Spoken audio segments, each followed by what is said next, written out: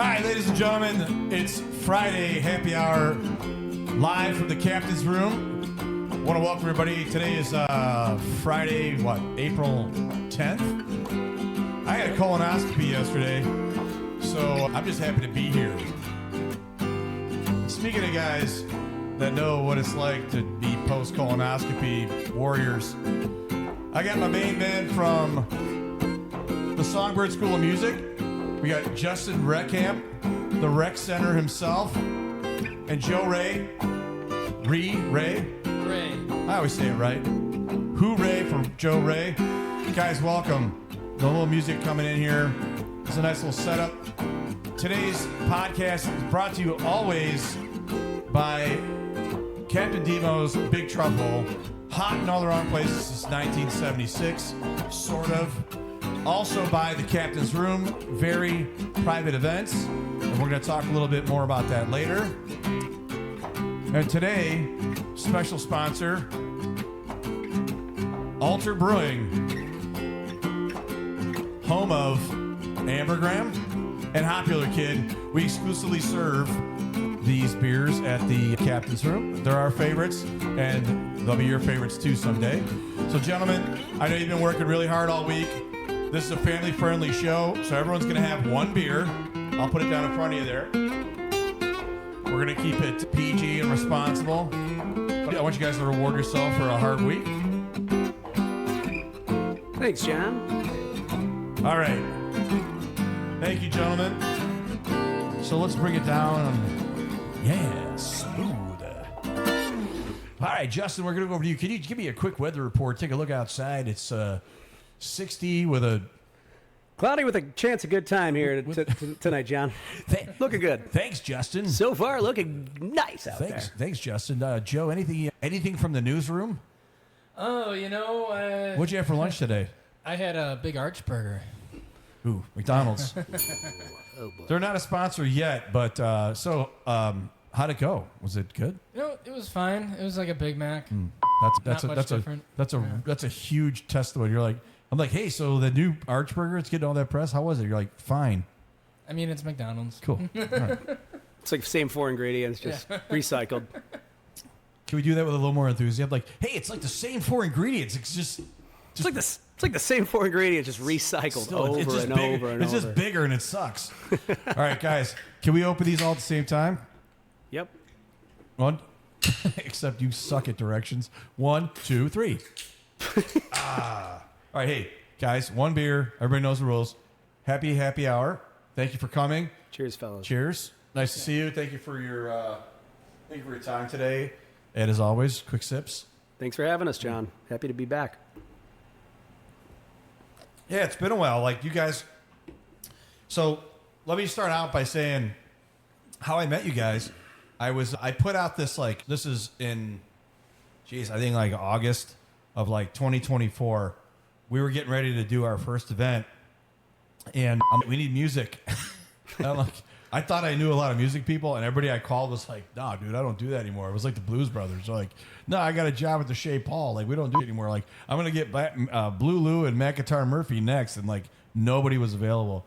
So a friend of mine, Courtney, who I think you trade her children or son, Nico, maybe? Nathan. Yeah. So anyway, and she's like, oh my God, he's the best. He's like, whatever. And we got you in here, and you were playing solo at the time. I was, yeah. And I was like, you don't sing? And I was like, you're fired. And then you're like, no, I got this guy. And I'm just kidding. It was great. And then it's evolved. And then we brought in Justin, and it was our first 2-piece. And you guys were kind of the original 2025 Players of the Year. By the way, you got the Players of the Year award. You didn't know it. Wow. Thanks. It should have came in the mail. Yeah, no, I didn't see our medal or our plaque. Got lost in the mail, It wasn't a plaque. It was just like a cheeseburger that Greg and I made. An archburger? Was it a big arch burger? No.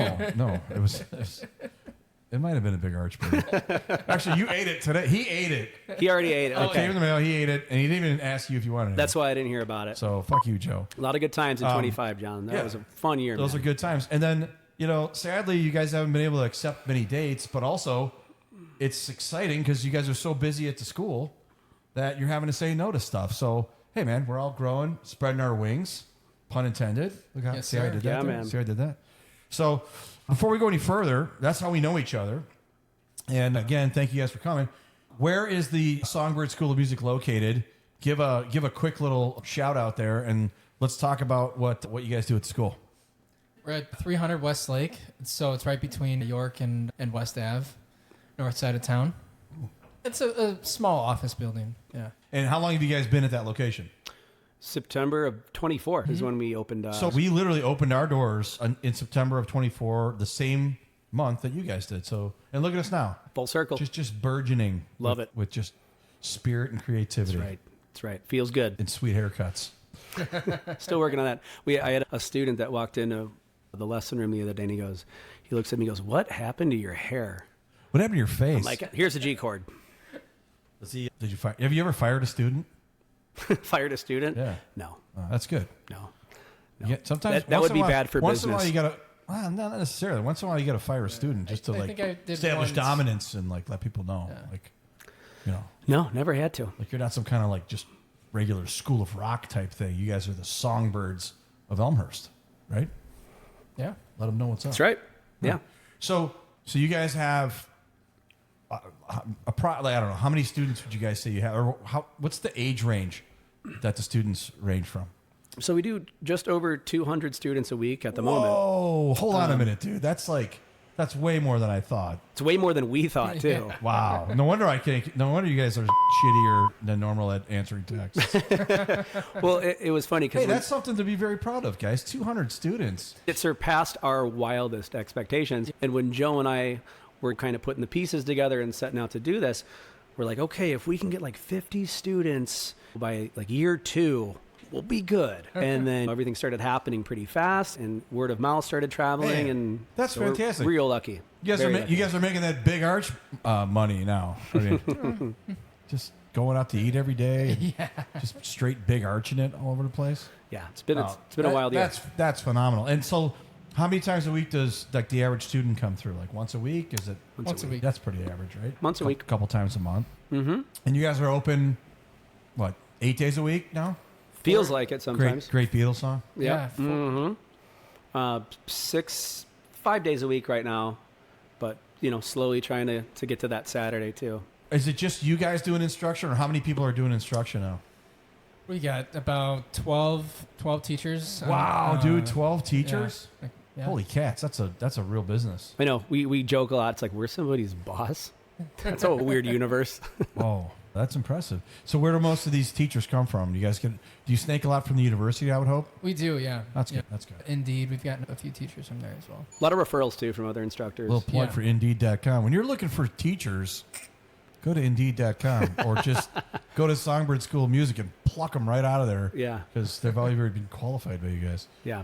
Oh, that's great, man.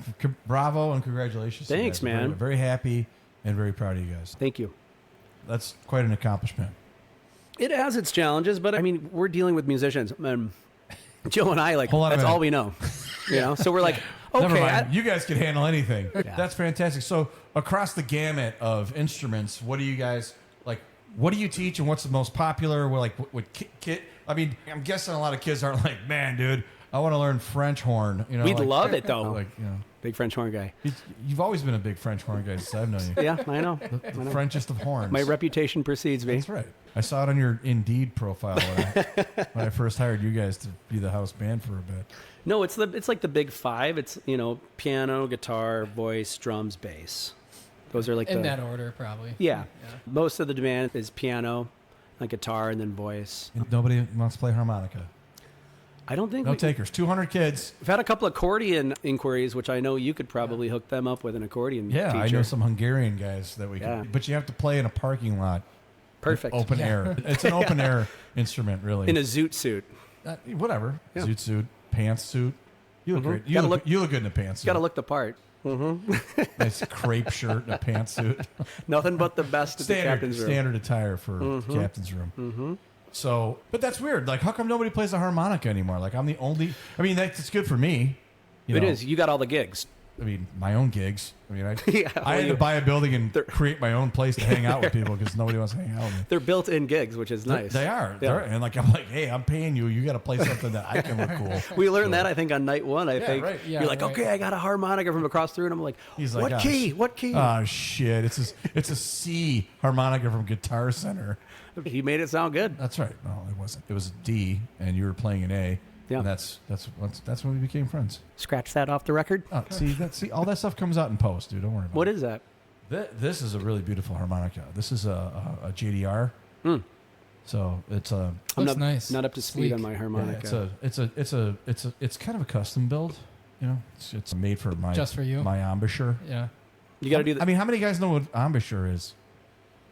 Musicians, I I don't think. know. Yeah. Do you have to? you got to do the popper thing where you got all 12 No, keys. I'm fat, but I'm not that fat. So that's for when you're like that's for Skinny when, guys can wear them too. No, they can't. No, You they just- can't. They you can't look- pull it off. No, because then you just look like you're trying to be like a bandolero. Yeah, And and it it just- doesn't work if they're like sagging off you either. You gotta you gotta be properly fat and robust. yeah, Robust. like a men's medium at least. That's pushing it. All right, so we covered a lot of what you guys do at the school. So 200 students a week.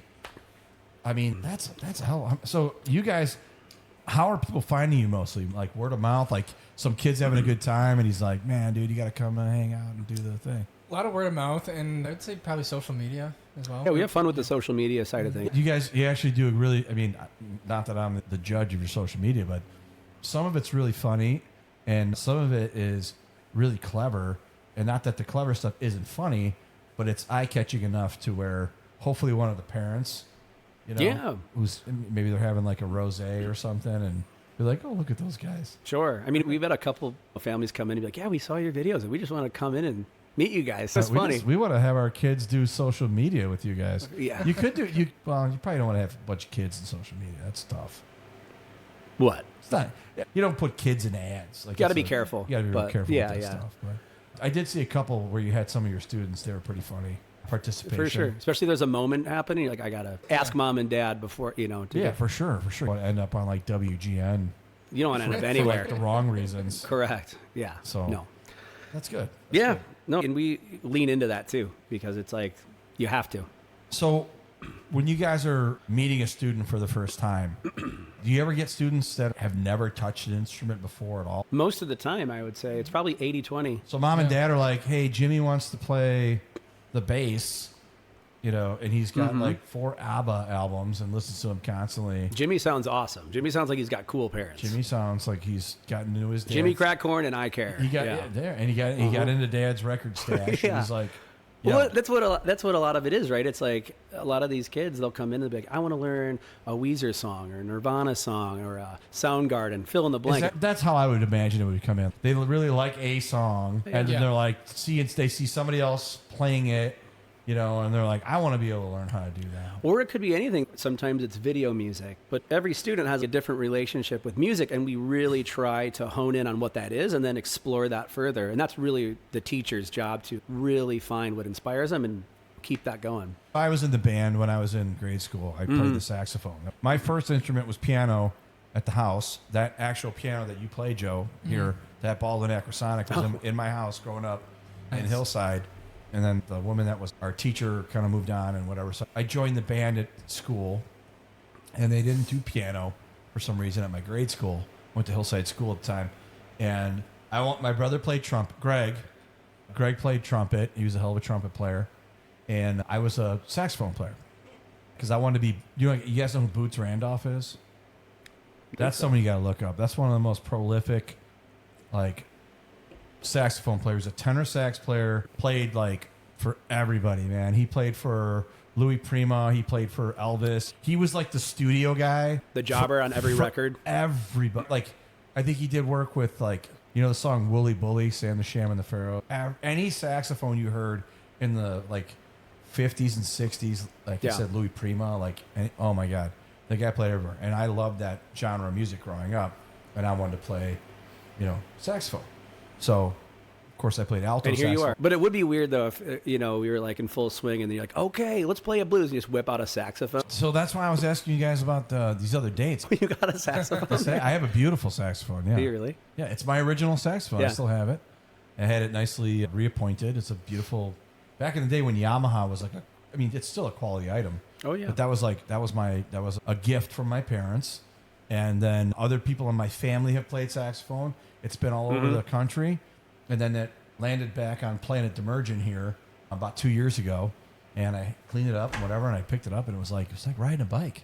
Yeah. But it was a saxophone.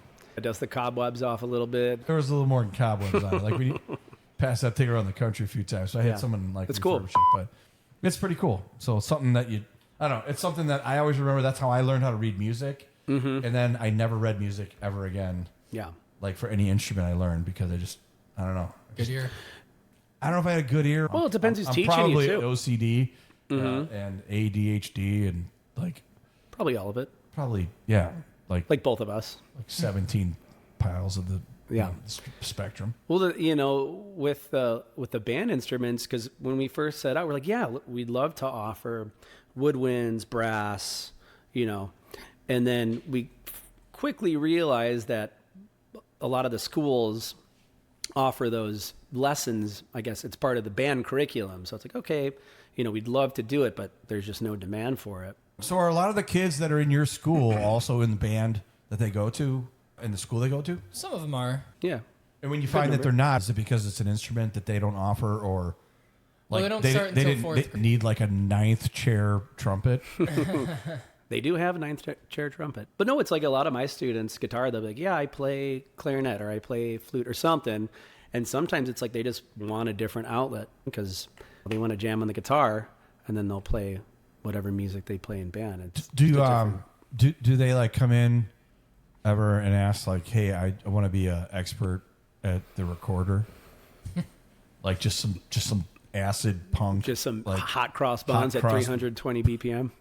Not yet. some EDM hot cross buns. Dude, I would love to. We've talked about this too, like offer production lessons. Yeah. Production buns. Production buns, yeah. And like get on like the, producer side of things. So you guys saw me setting this whole thing up. Like I actually think that I think that's something you guys should consider, like setting up equipment, like Oh, yeah. from a production perspective. Because I think a lot of kids, things have made, like with USB, things are a lot easier. Oh, yeah. But like I've got a really sophisticated setup here that took me a long time to figure out. And I'm still, I'm still tinkering and whatever. Like it took us like 15 minutes to kind of dial things in, but it should be easier. Imagine being 10 or 12 and you've got the basics of it. It's just going to get easier with AI and everything else. Like, how I put this together and then record it and then turn this into a podcast that gets uploaded to Spotify and iTunes and YouTube and whatever. Like the amount of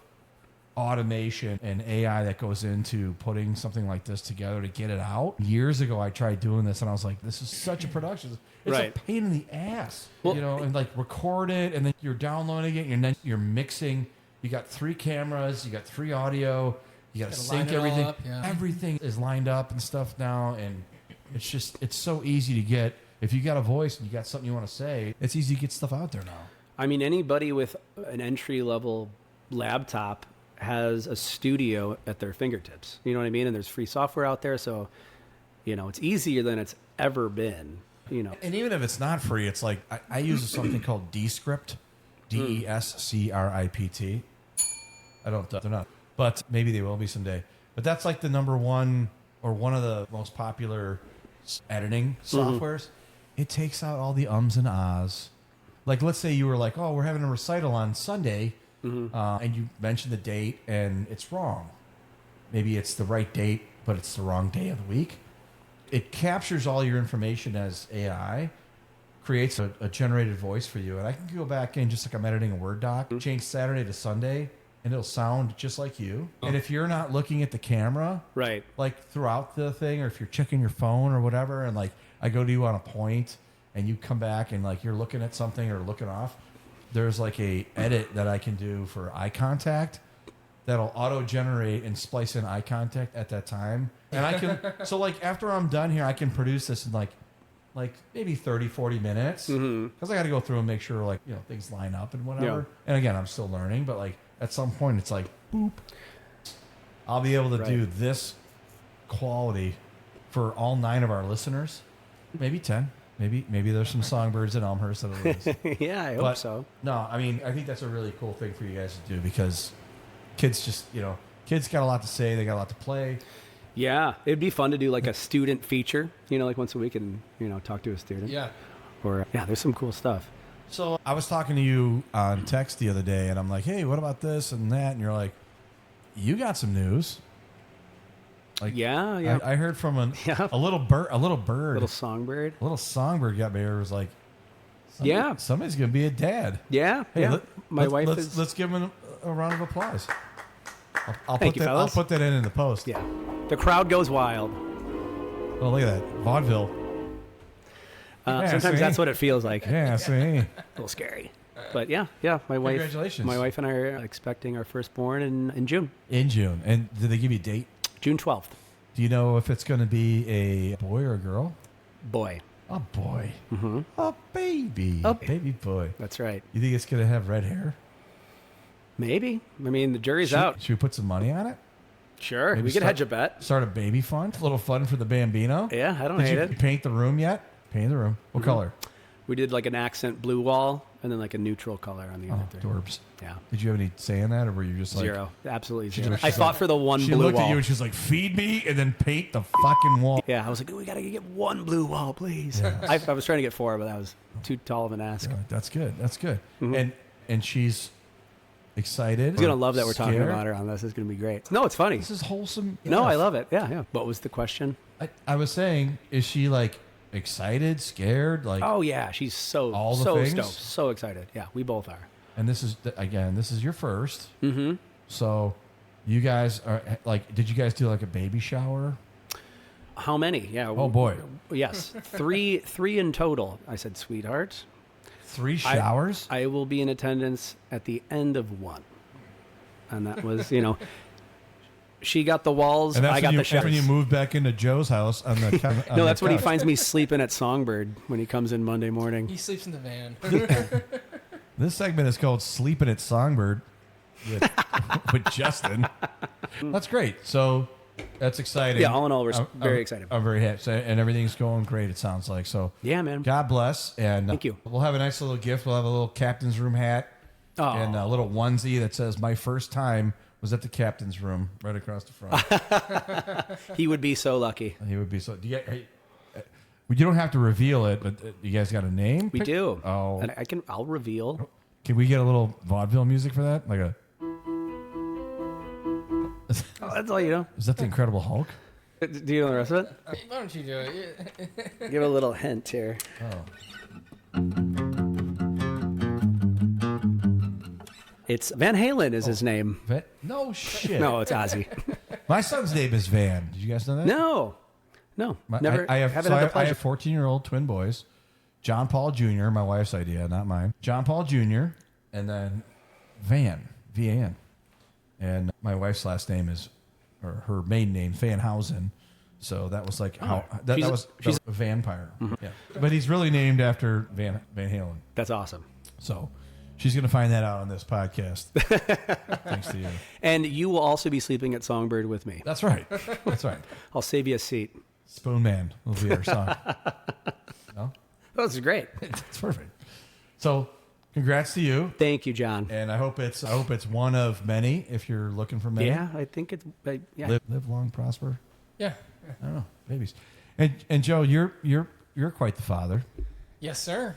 Tell me about your beautiful family and who plays the most instruments in your house besides you. Probably my daughter, Leonarda.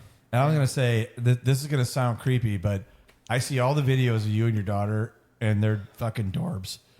She'll be like eating French fries, yelling at you, Yeah. and smearing ketchup all over the piano. And you have an incredible amount of patience. Yeah. She's just banging away on the keys. Oh and man, it's become kind of a nightly thing. We just I'll go to the piano with either her or her brother Atlas, and we'll just sit there and make up songs, or they'll start running around in circles. Atlas, screaming. Van Halen. If he has another kid, you have another child, it's going to be like, Thin Lizzy, get over here.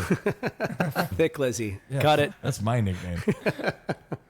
So, is your daughter playing piano or not? How old is she? 3. Okay, Yeah. so she's not. She's not playing, but she likes to pretend to play, and then she'll make up songs with like really goofy lyrics that don't make any sense. So she's your latest instructor at Songbird. That could be a novel thing. Like have a 3-year-old instructor and be like, goo goo gaga. Claim to fame. Let's go. And Atlas, what's he? How is he? The older brother? Younger. He's 18 months. Jesus. Yeah. You got two kids under 4 at your house? Yeah. 200 students, 2 kids under 4. We Atlas was born right when we were opening the school, so it was pretty wild. You're like, dude, could you just stay in there for like another week? He's like, no, man, I got an appointment. I got a gig. Yeah. I got a gig. Yeah. I remember texting Joe and like, how far after we opened Songbird was Atlas born, or was it right before? No, it was He was right born after. September 17th. So it was like right. I mean, That's my wedding anniversary. That's good luck. I remember texting you. I think maybe it was April, late April, early May. And I'm like, dude, I got a crazy idea. Yeah. What do you think about this? Because we were playing in a band for years and years and years. This and is years. a beautiful segue. I was just going to ask you guys to like give me the history of how you guys met each other or knew It's each a other. long history, yeah. So Yeah. let's kind of shift. Let's shift gears a little bit into, pre-Songbird. Mm-hmm. How'd you guys meet? I mean, I'm guessing you guys dated for a long time before Songbird. Yeah, he bought me dinner. Red Lobster. No, it was Long John Silver's. Oh, dude, the best. Remember the little crumbly things they used to put? Never been there. Oh my god, it was so good. Did you ever have it? No, I don't think so. I just ruined your fucking story. For those of you listening, Long John Silver's used to do like their crappy fish, but it's like they would take like the residual fried, like crumbly bits, and it was like a thing, and they would add it to the top of your, crappy fries and codfish from, frozen from 17 years ago or whatever. And that was their take on fish and chips. Yeah. Because if you ever go to like Europe or England or whatever, where the fish and chips is a thing, that's like the little crumble things is the big deal. That was America's first venture into that. It's a little touch of silver. Delish. So how we met? I think we met. Did you in guys go to college together? Yeah. So where did you go to school? Well, I went to college with a good friend of his. Yeah. They went to high school together, and Yeah, that's right. Yes. Sean's. We were into the same music, and Sean's like, "Hey, I want you to meet this guy who plays guitar." So where did you go to school, Joe? Elmhurst. Oh, Elmhurst College. Yeah. Okay. So it was back then. It was Elmhurst College. Now it's Elmhurst University. Yeah. So this is what circa what time we going here? 2009, 10. Jesus Yeah, that's Christ, what I I'm was fucking gonna say, old. Yeah. I went to U of I in 1994. Wow. Yeah. Yeah. Jeez, what do you guys like 27? I wasn't even born then. Yeah. Yeah. We'll say that. I think I just passed a grunion. Is that how you guys named the band? Yeah, pretty much. Hey, But you guys no. like Onions? Yeah. What about I just passed a grunion. Yeah, The band was called Grunion, right? Mungian. Well, sorry. close enough. I mean, dude, you're not the only one to misconstrue that one. So, was that the first name of the band? Dude, could you actually imagine if our band name was Grunion? I thought there was nothing worse than Mungian, but Grunion is so much worse for some reason. Yeah. So there was a famous beer called Grunion. That's where it came from. Oh, okay. And it made no sense. It had like a giant fish on the. It was Long John Silver's beer. Yeah. Man, if they served beer, they'd still be like in business. But anyway, so you guys did you guys go to the same college or not? That's what I'm trying to No. understand. No. So you had a super bro that knew him, Yeah. and then after you graduated, Well, we started playing when we were in college. We Got just it. didn't go to the same college. We didn't meet in high school? No?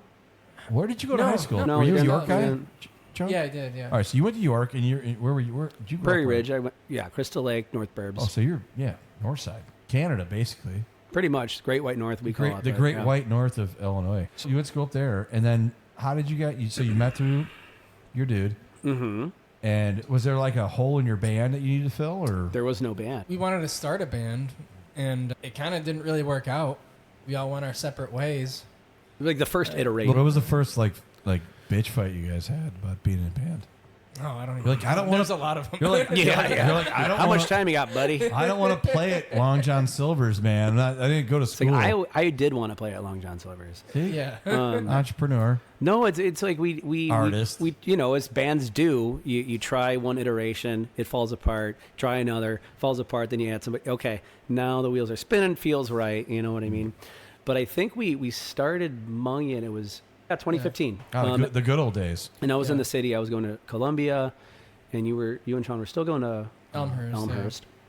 And then Actually, no, I graduated in 2011. Yeah, Joe's much older than I am. And then prior to Munyan, prior to that, like, were you guys gigging out on your own or just?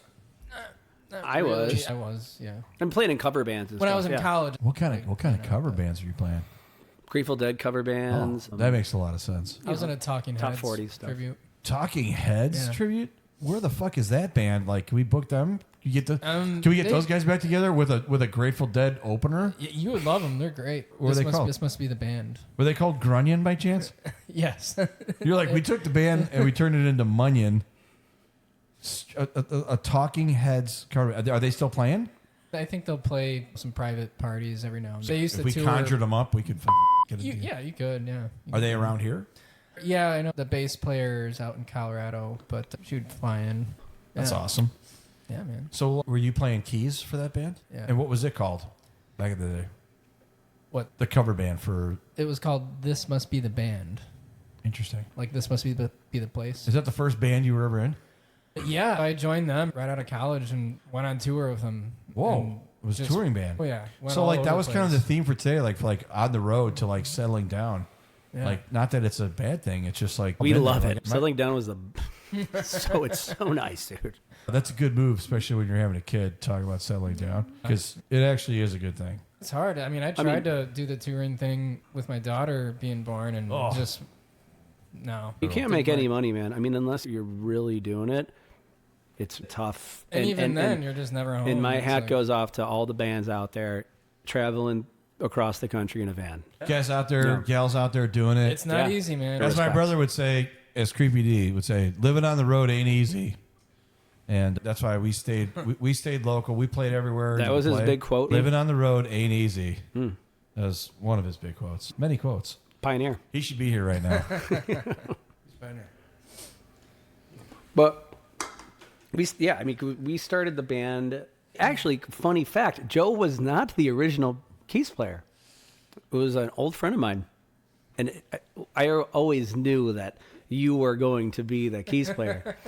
And then He was being pensive. He was like, I'm not, he wouldn't say playing hard to get. I don't know what, I what it was. I think, I don't know. We were still trying to figure out how things were going to Well, I was playing with the Coop, Oh, yeah. and then that kind of The Coop? started. Yeah, it was another band that I was touring with after the Talking Heads one. What was that specialty? Like Jamtronic. I don't even Jam know. band meets EDM kind of thing. Yeah. Very cool band. Yeah. Well, it's like Disco Biscuits or Sound Tribe. It's like Daft Punk meets Fish. Oh, Yeah, exactly.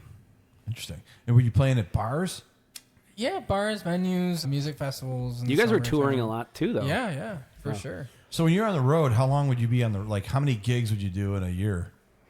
And at our peak, I think we were doing, 100? Like 100. Or Enough. so, yeah. A lot, Yeah. man. Yeah. Which was awesome. I mean, it was in your early 20s, That's early a mid lot. 20s. Oh, for sure. Yeah. Like, how many bean burritos in a parking lot can you eat? If you got a 18? bean burrito, No, you're there's a- lucky, man. Yeah. It was usually Cheetos and The beanest burrito. Yeah, we saw one of our roadies one day take down 3 feet of an Italian sub from Subway. I think he didn't eat for like 6 days, and he Yeah, just woke up. I and bet. yeah, he's like, I need food, What was his name? Noah. Was he English? dude. Yes, Hello. dude. No, You might as no. well have- Noah was a road dog. We've had some awesome Oh, man, yeah. crew members over the years. Could- One day he just like moved the. Oh, well, there's a preface to that. Yeah. Well, we got caught in an ice storm in Indianapolis, but we all had to get home for work. So I'm like, all right, let's do it. I was the driver, by the way. And what were you guys doing for work at the time? Teaching, yeah. Okay. And At Songbird? no, we're just privately. Okay, got it. Yeah. Yeah. I was like, wait a minute. This was a Songbird, while back. Songbird was Oh, not yeah. the bird wasn't flying then, but also Joe was the band dad, right? So he would book the hotels, he would drive the van, he did all the booking, like the kept the books. Accounting, yeah. He made sure you guys all had Slim Jims when you needed them. Yeah, Well, we'd split them up into quarters. yeah. It's been a while. But they had all the highways blocked off. Nobody was driving, but I was like, we gotta get home. So we were trying to. Where were you now? Indianapolis. Hold on. I'm going to do some snow music for you. Yeah, man. It was wild. It was wild. So we're trying to, as soon as we pulled out of the venue, we're sliding on the road. And paint the picture here. What kind of van are we talking about? Because like we've all had band vans. My brother, prior to me joining the band, those guys had in Champaign, Illinois, was like a fucking death trap. Yeah, man. It was one of those big 15-passenger white vans. Oh, you know, no windows. It had windows. It's got windows. Oh, good for you. I don't think we had the trailer at the time. Living large with windows. No trailer. No, we didn't have the... No, I don't know. No, we didn't have the trailer at the time. No, I don't know. But we're trying to get home from Indianapolis. We make it maybe an hour out, which at the speed we were going was not very far. And were you guys booking all your own gigs, or like did you have an agent, Yeah, we had a booking agent and manager eventually. You know, all that good stuff. We start sliding. Was his name Maury by any chance? No. Maury. Always there's the guy's name's We always wish. From like the blues, but Maury. Yeah. He's like, you guys got 26 shows in 3 days. Yeah. No, if Finish your Slim Jim and get on the road. That's right. Get back out there. That's right. So back to you. I'm sorry. Oh no, you're good.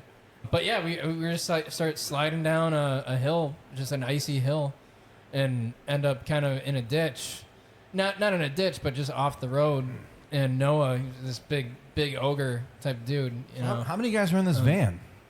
I don't know. Too many? 6. Yeah. I mean, at the most, probably 8. Yeah. It's a lot of zins. 7, 8. Yeah. People smoking in the van. Zins were not a thing then. Yeah. You had to go old school, like, And no smoking in the van. There was a hard like rule. Skull Bandits.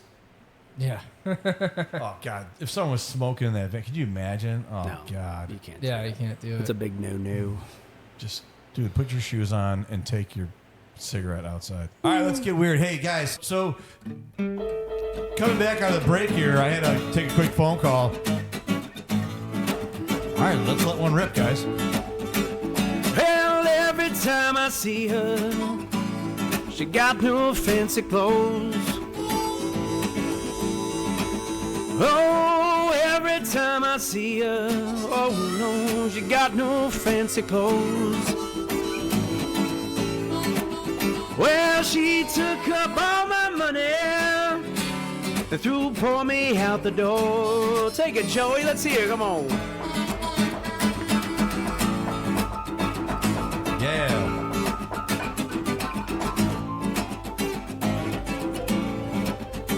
Fancy.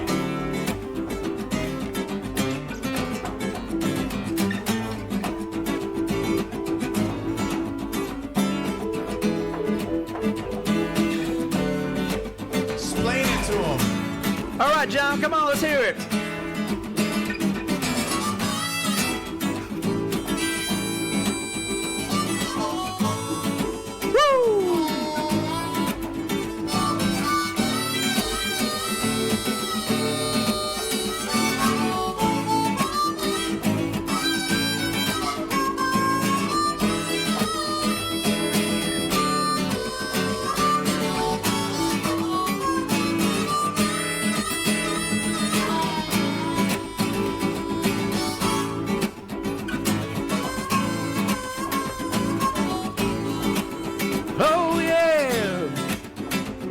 Take it out, man. That was fun. Got no fancy clothes. Well, she took up all my money, threw poor me out the door.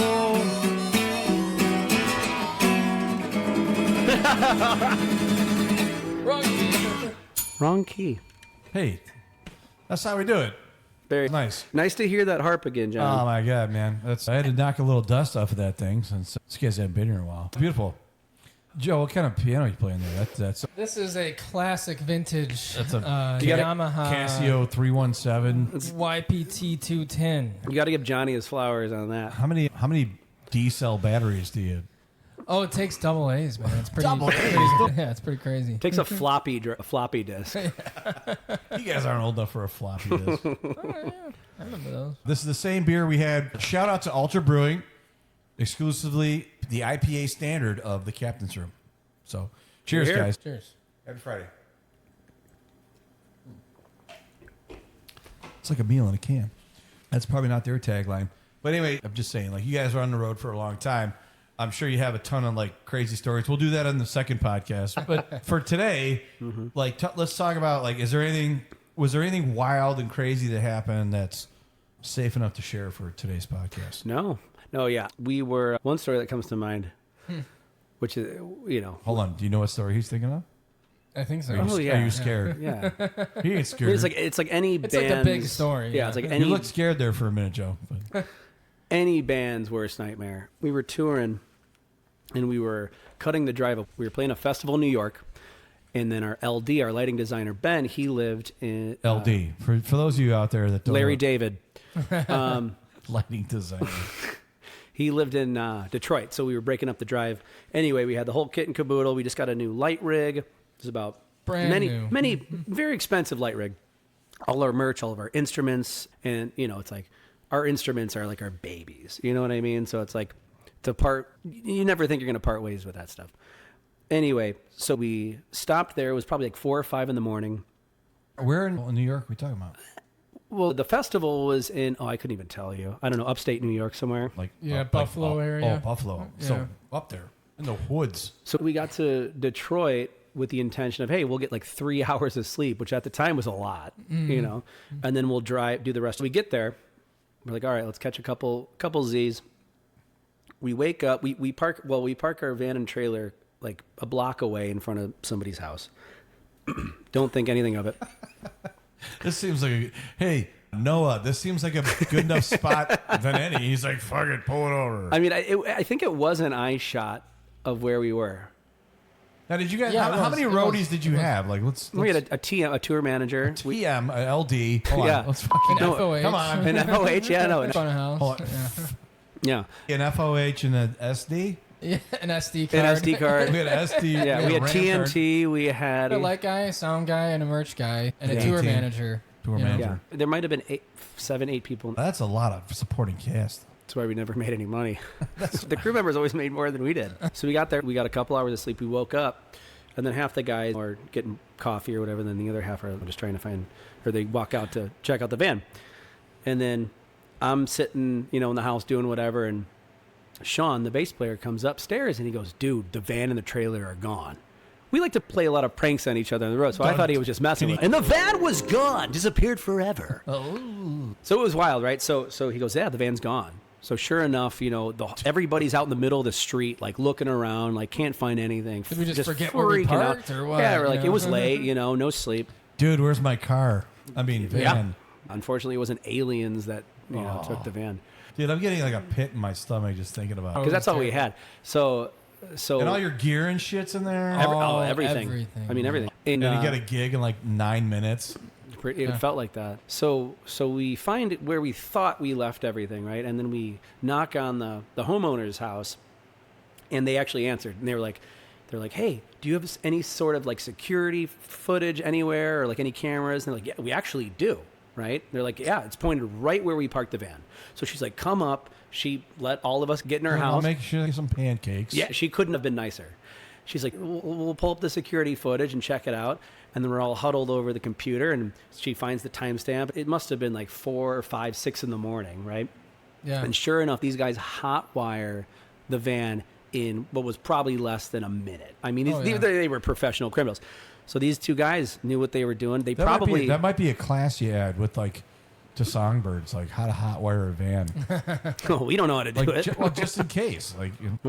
So camera footage of these Hot wiring is yeah. happening. Mm-hmm. You're watching it on, and they just on a Ring camera. Yep. Yeah. And they made it look so easy. They got in, 30 seconds later, off they go. God. And we're like, well, we still got to play this gig. So one of our buddies, we had friends with this band that was playing at the festival. And they're like, "Hey, can we use your gear?" They're like, "Yeah, absolutely." We explained the story. Like, of course. So Ben had what was like a Subaru. Yeah. Yeah. We all Piled in this Subaru. It felt like a clown car. Yeah. And we were just driving to New York. It was probably still like a 5-6 hour drive that we had. more than that. Was it more From than Detroit? that? I think I Yeah. just blacked it all out, Yeah. at that point. And we made it to the gig with not much time to spare. Remember, we got there, we're calling detectives. They're like, "You guys are from Chicago?" Yeah. but they were nice and aqueous. That's cool. So then what did you end up doing? Like, so you had dates after Well, that. You had to buy all new shit? We borrowed other bands at other shows. Because we had tours booked. Yeah. Like we had Yeah, we had dates a whole- booked that we couldn't, you know. That But we this is like an unsolved mystery. still is. Kind of. Well, there is more to the story. Weeks later, I get a message from a detective in the Detroit area. He's like, "Hey, are you with Are you like?" It wasn't Eddie Murphy, but Are you with Grunion? Yeah, he says, "Are you with this band Mungian?" Because he's trying to figure out what I Mungian mean, was. Grunion. And I'm like, yeah. And he's like, well, we have security footage of these guys wearing your merch, robbing. But these guys go into a beauty salon with guns, wearing our hats. Do you have this footage right now? You can find why it isn't somewhere. this should be playing on loop in a like behind the front desk of Songbird School of Music? I forgot that had that. No, it was like a group of thugs who, like, you know, robbed this beauty salon. A good Mungian hat, Mungian shirt, all of them. There's probably like 4 or 5 of them. Yeah. And You've been munioned. it was great. What was that movie with Woody Harrelson, the bowling movie? Kingpin? Yeah. What was his name in the movie? Like, Oh, it's gonna. wasn't it Munion? It should be No. if it's not. It might have been Grunion. It's something. No, wasn't it Marty? No, like there was a whole thing about like. Anyway, there was a thing about getting like screwed over, and like the whole purpose of the movie, like that he was getting screwed over, and his last name became like an adjective about like when you get fucked over, and it was like you got grunioned. Dude, all I remember is every frame he bowled, his hair would just keep getting crazier. All right, we're gonna have to Google that later. All right, so there was more to the story. The guys these guys Wearing our merch. robbed a store wearing your merch, which is like the greatest, like sublime video I know, ever. it gets wild, man. And, you know, basically they were trying to tie him to the crime. You know, I think one of their houses got searched and they couldn't find any of our stuff, so they couldn't connect the dots there. So we were basically out of luck. But, I mean, even if they did find anything, what would happen? No. I mean, all your shit's like up in on like reverb. So I mean, it's... Being Not even if we were so lucky, I feel like they just like took a few things and just like pitched it or just sold the van and at least the van, because they found the trailer weeks later, if not months. I don't know. They found the trailer months later just empty. But at that point, it was, you know, it wasn't ours anymore. Nolan void. Yeah. man, dude, that's a story all at the same time. Well, and credit to, you know, we had some great fans because the only way we could keep going is if we recouped that stuff. So we did a GoFundMe and raised like an incredible amount of money. Like $4 million. I mean, dude, we thought, we're like, well, that was fun. I mean, that was fun while it lasted. I mean, we were still in the hole. I'll tell you that much. People, conspiracy theorists, were they, you know, they planned this whole thing. You know, it's like, you have no idea. Like, anybody got time for that? No, dude. Planned. Yeah, absolutely not. Like we're just being munioned. Yeah, but that was probably the craziest. I can't think of anything. That's wild. What years was that going on?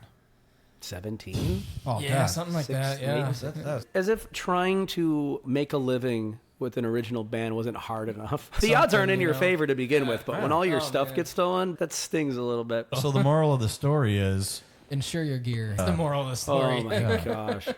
So yeah, we tell any new band, it's like, you got any pointers? It doesn't It's like, cost very much to do. Yeah. that could be something that you guys look into at the Songbird School. You know, a little- Well, I'm Yeah. glad State Farm sponsors this podcast. So call to action. Jake from State Farm. He sounds hideous.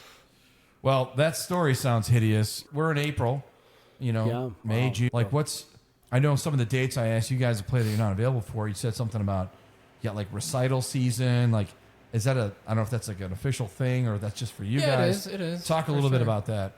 Well, I would say recital season typically is, you know, end of the year and then springtime, end of the school year. So what does that mean? So for the people that don't have kids in the program, like kids start to school, they start learning some things, they figure out some tunes maybe that they want to focus on or that you have in the curriculum.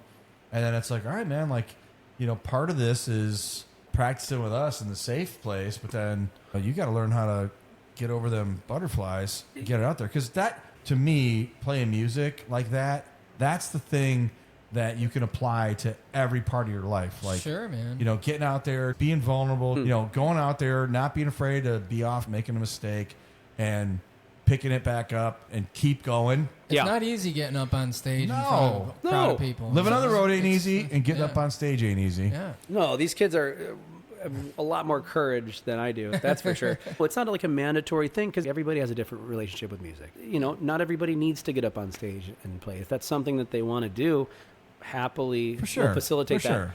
But we look at the recital like as kind of a barometer to see how each student is doing, you know, how each instructor is guiding them through their journey.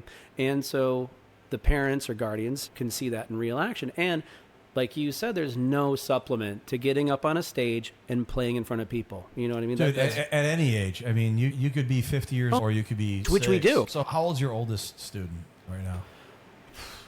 I don't want to guess, but 7 months. our oldest student is probably in his early to mid 70s. Oh, awesome. Yeah. And playing an instrument for the first time? Yes. See, that's the fucking shit that is awesome. Like, Correct. Like, Yeah. it's never too... Everyone's like, oh, my God. It's just start doing it. And people, just start doing it. And it could be so cathartic, too, especially, you know, like for some of the retired students, they're just like, I've always wanted to do this. Yeah.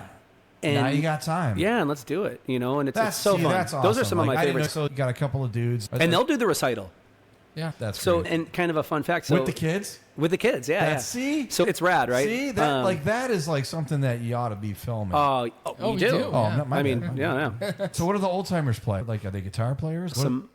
Guitar, bass. Keys, yeah. And they're like, I want to learn Yngwie Malmsteen or like Surfing with the Aliens. That would be some Satch. That'd be cool. Some Joe Satriani. Well, it's, you know, it's whatever they want to do, right? So it's like, I have a student that's working on just improvising, learning how to improvise over chords. Nice. Not even learning a bunch of songs. It's like, I just want to express myself in this newfound way that I've never done before. And it's really cool to see that kind of, that trajectory happen weeks, months, you know. It's also going to be fun for you to like come out of a classroom with like a 6-year-old who's like, you know, having a bad day. Mm-hmm. And then like your next student is like a 70-year-old guy that worked for like the CTA. Or it's like George Bush Jr.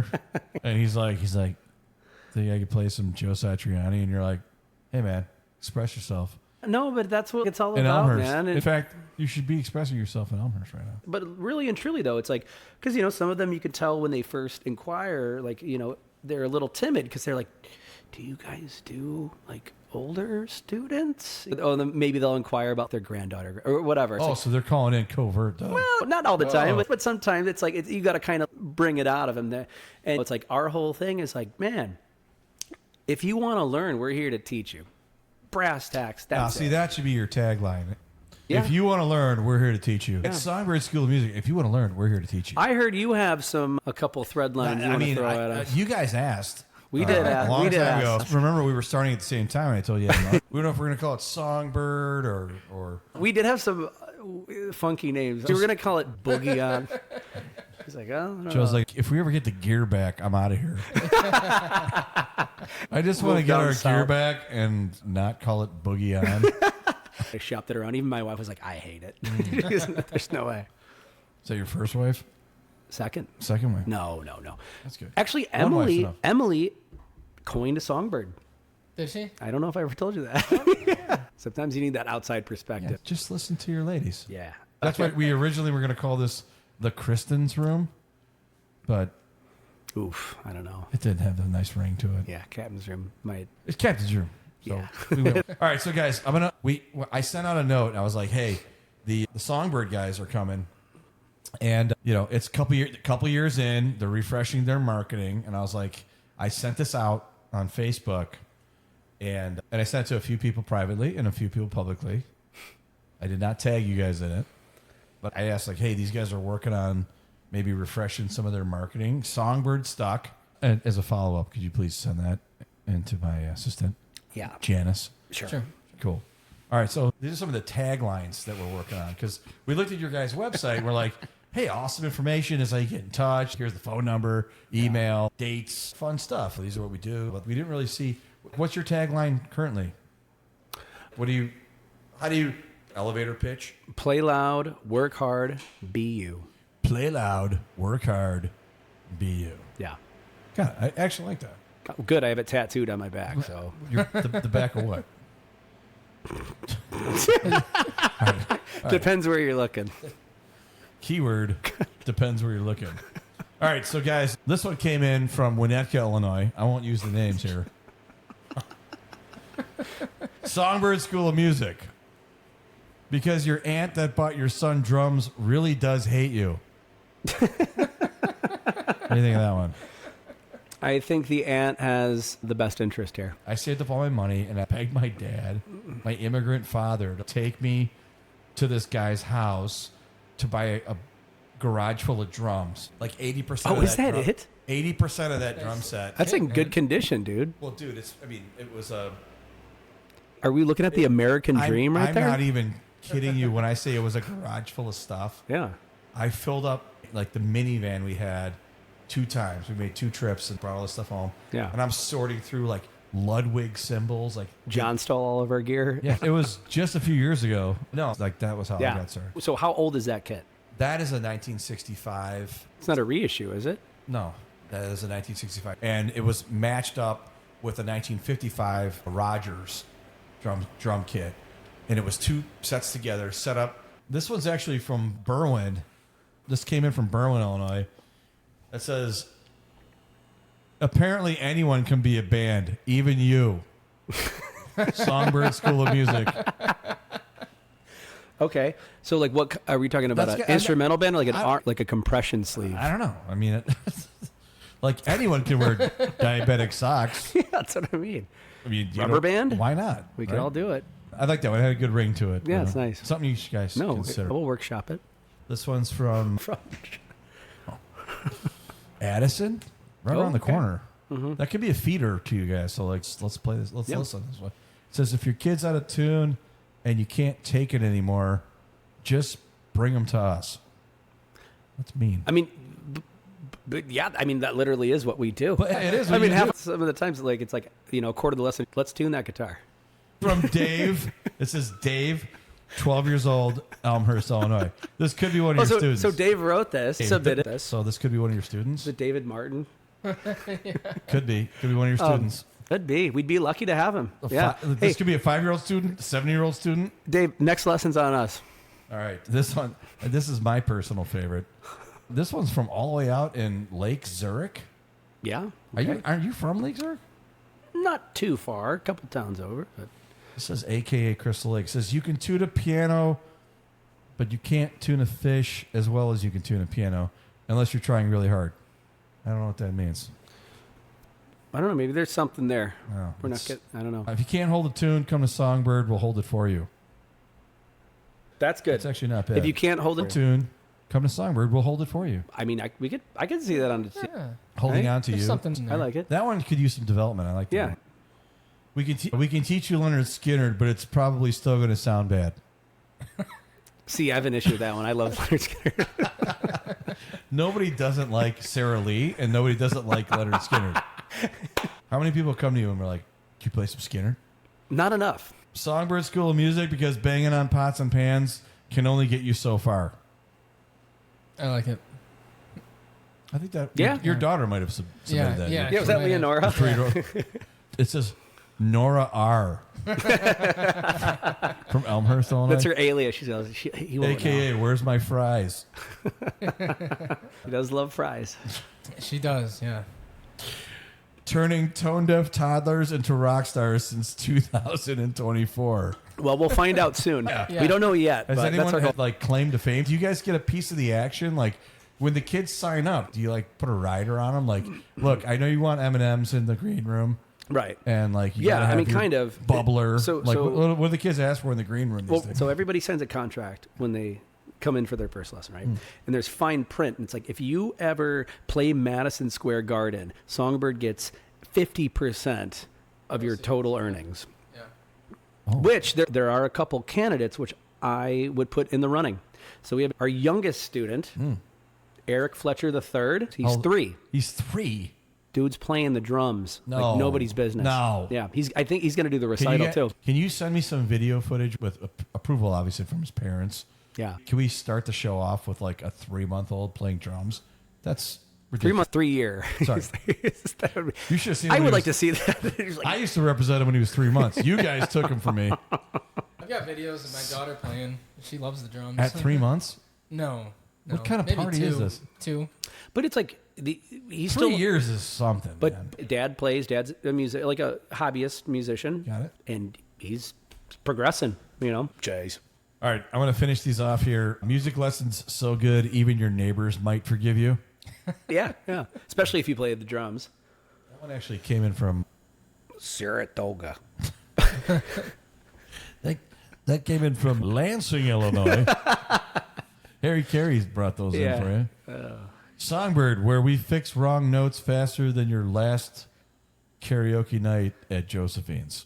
It's a little long. I think we could cut some fat off, but I don't mind it. It's quite specific too. It is, yeah. All right. Well, I like none of these as much as I like that you can tune a piano. Wait. If you can't hold a tune, come to Songbird. We'll hold it for you. Yeah. I think that's the winner right there. Well, guys, that was a lot of fun. I think John. a commercial for you guys. 200 students, man. Mm-hmm. Like, forget about anything else that you guys have done. You played hundreds of gigs. You got and that's your current student base, right? Mm. You got 12 instructors that are doing stuff with you guys. Yeah. And they're amazing. We are so lucky to have. Dude, what you're doing is not a business. What you're doing is a movement. Yeah, man. And I believe in that. I don't mean to sound so groovy, but like kids doing something, and you guys, we've had epic nights. We've become friends. We've argued with each other. We've had fun together. We've done all the things that bands We're in a do band. with each other.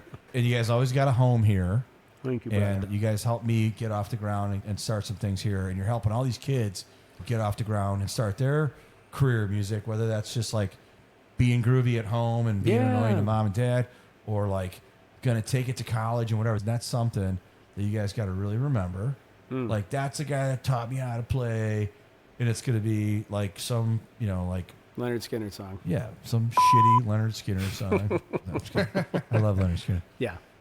It's going to be that, or they helped me get over my fear of talking in public, which I don't think you guys, that's a huge part of it. I don't think we gave it enough credence today. We're talking about Sure. it. Performing anything in front of anybody is a tough thing to do. And when you can do that and do it consistently, whether it's good or bad, and it's that first step, it's incrementally easier after you do it the first time. I've hired and fired over 2,000 people in my career, and most of that was in about a 10-year period.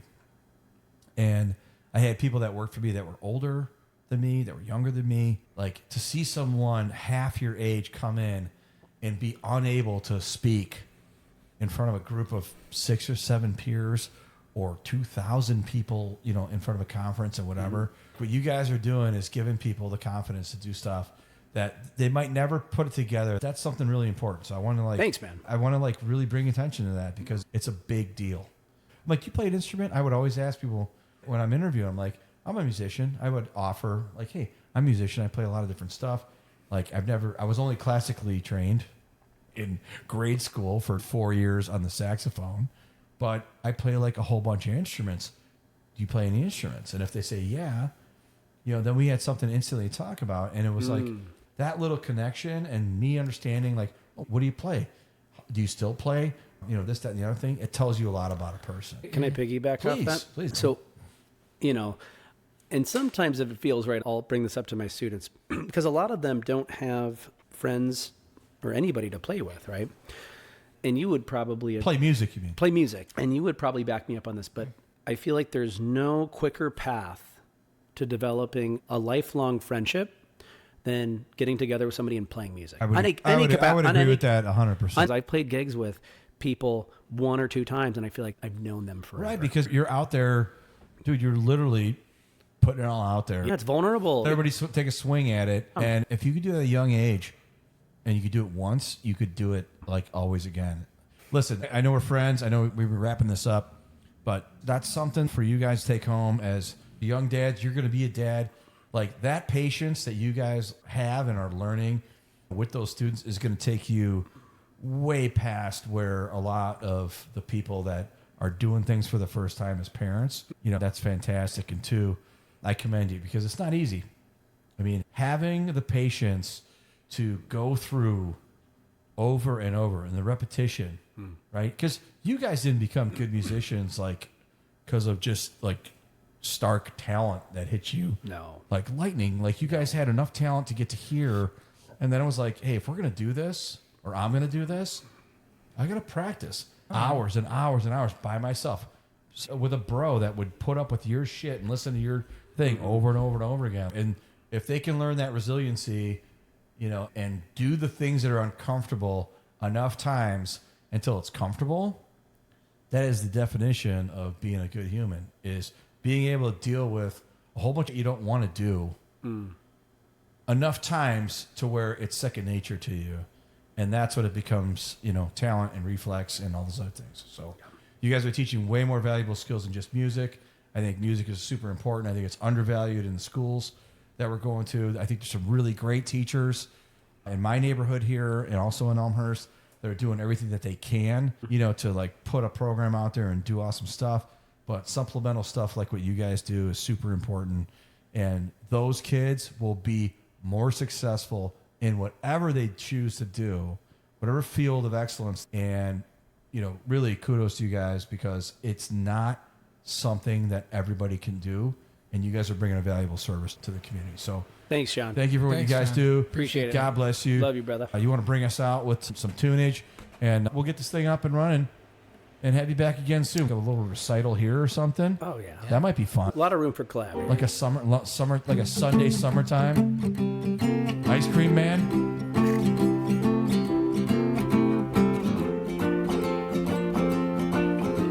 All right, you guys have heard all about the Songbird School of Music. This is live from the Captain's Room, April 10th. Thank you very much, guys. Signing off.